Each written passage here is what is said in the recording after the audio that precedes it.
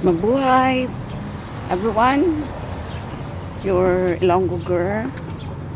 Ari naman mag-exercise, lakat-lakat kita diri sa subdivision.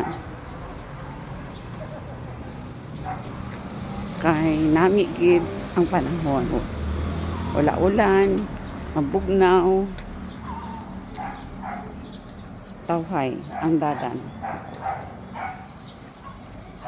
Amo ini ang hitsura sang subdivision RDR, Residencia del Reo Subdivision. Super tawhay gid. Peaceful area.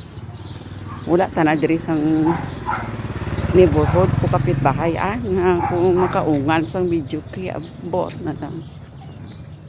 Bot na lang gani. Asa sa aga hindi mo katulog. May trabaho ka pa. O may eskwela ka. Diri tawhay-tawhay gid.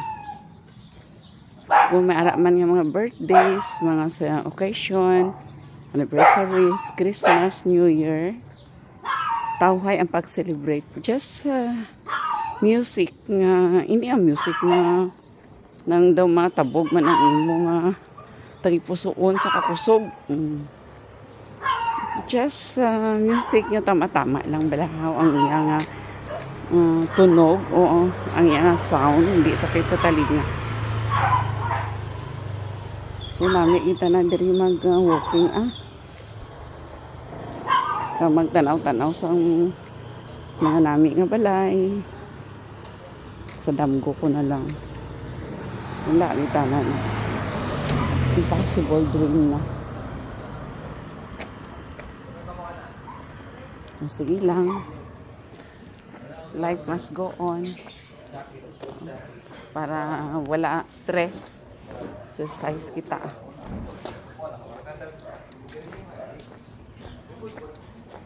And good for the body, good for the heart, good for your spiritual life, physical, material, emotional. Walking lang. Kung hindi kaya sang lawas magsumba, hindi pagpiliton.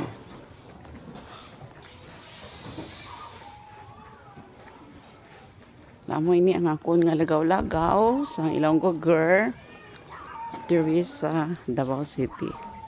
Lagaw nga may ara man nga walking exercise.